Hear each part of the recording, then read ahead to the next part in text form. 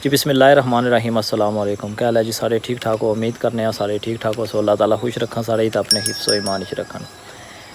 अज दी जी video ही है ये असां आए हैं रजदानी करमाल, ठीक है, तहसील दुलिया जट्टां ते ज़िला कोटली।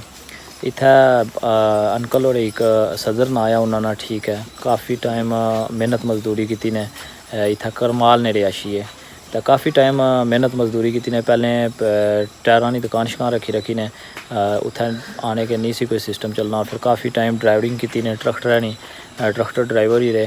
तो हूँ उन्होंने बीमारी लगी, कैंसर की बीमारी भी मुबतला हो गए तो काफ़ी इलाज वगैरह कराया ने, लेकिन दो बच्चे इसने, बड़ा बच्चा इसने जरा वो हाफिज़ कुरान करना सी तो वो तो फौत हो गया इसने। तो एक छोटा बच्चा ने और कोई उन्होंने वसाइल नहीं, और 12 साल ना बिल्कुल, और कोई वसाइल नहीं ने, कल्ले बंदे न।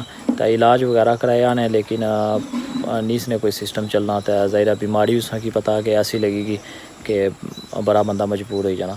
तो अस आए से इत्थै, अस आखेआ चलो स्वाब नहीं खातर जुलने उत्थै नाल वीडियो बनाने तो नाल कोशिश करने कि मतलब असां वीडियो तक ही तो कोई उन्होंने मदद करी सकै, चलो इलाज हो जाए उन्होंने। तो अल्लाह ताला इस चीज़ ना अजर देसन जरा जरा बंदा उन्होंने मदद करसी। तो कैंसर की बीमारी है उन्होंने। तो चलो हूँ जुलने वीडियो ही बनासा तो वो आपू ही बासन तो हूँ जुलने आ गए। बिल्कुल तक मकाना ने भी सूरत हाल है इस तरीके नहीं है, कोई नहीं ने सिस्टम।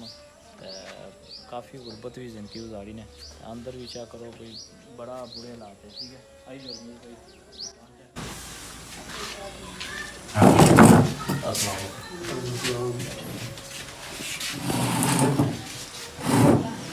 अच्छा जी याद है चाचा। तो इन्हों को पूछने कि कितना टाइम होया बीमार होए वे, तो क्या कोई सिस्टम है, डॉक्टर क्या कुछ माने। तो इन्हों को पूछने ठीक हो चाचा? ठीक है, मैं 12 महीने की नहीं तक बीमार हूँ। अच्छा, जिस तक कोई अपनी मेहनत मजदूरी करना दुकान रखी है, उसके बाद दुकान कोई निज़ाम नहीं सी, फिर मैं ड्राइवरी कर ली पे हूँ। अच्छा, हाँ, तो बीमार हो गया हूँ, अगे पिछे इलाज कराया, पिंडी तक अगे पिछे गया हूँ।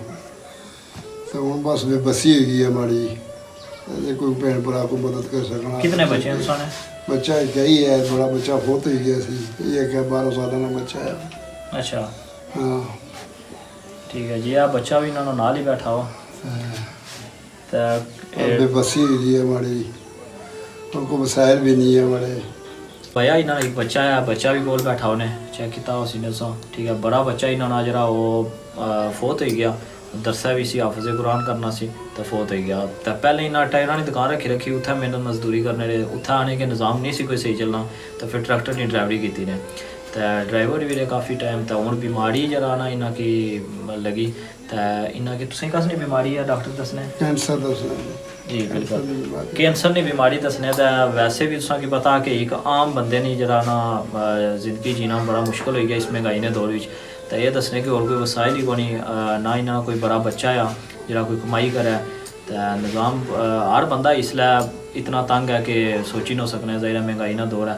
तो उपरों जी बीमारी ना कि लगी कि उसने इतना तो इलाज भी ना होना उसी, ज़ाहिर है डडियाल या इधर डडियाल कोटली आने के सारे अस्पतालों में हुई है। तो हूँ अगर माड़ी इन्होंने गल हुई सी तो इन्हें दसिया कि हूँ इतना डॉक्टर आने के लोड़ है कोई हॉस्पिटल है तो उतों ट्रीटमेंट हो सी। तो ज़ाहिर है पता कि कैंसर ना जो बीमारी हुआ तो उसने ट्रीटमेंट भी कितनी महंगी है, तो नहीं निज़ाम कोई चलना। तो फिर असा आया चलो स्वाब ने नीयत ना लगर, जिस कुछ नहीं हो ही सकना कोई तावन करो तो अल्लाह ताला इस चीज़ ना अजर देसन।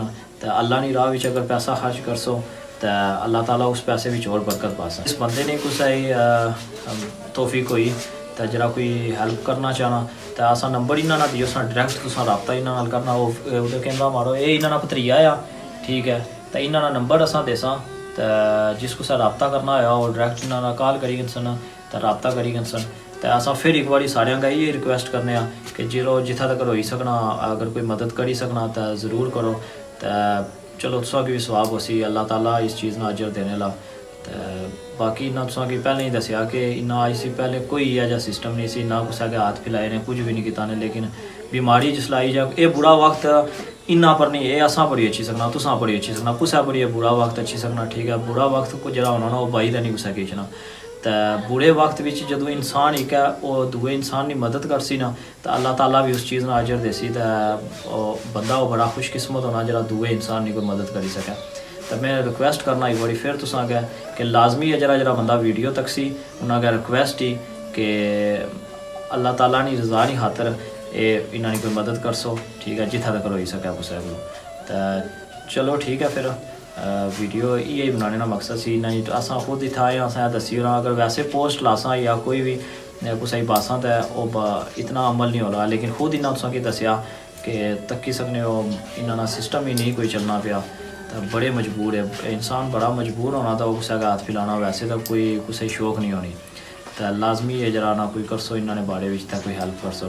چلو ٹھیک ہے دعاواں وچ اساں سارے کی یاد رکھے تو اللہ سونے والا بعد میں کچن میں رسوئی تک کو گریوی اور مٹی چائے میں بنائی میں تو چھاتی کو